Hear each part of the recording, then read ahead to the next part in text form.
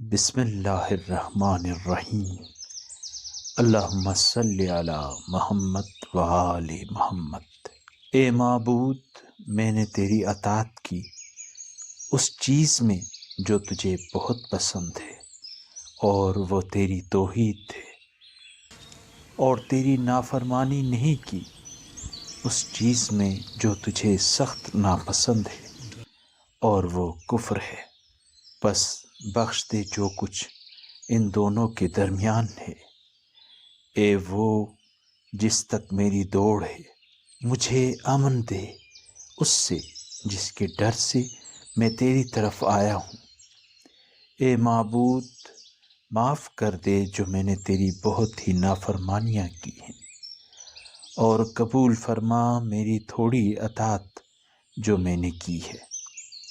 اے ذخیروں کے مقابل میرے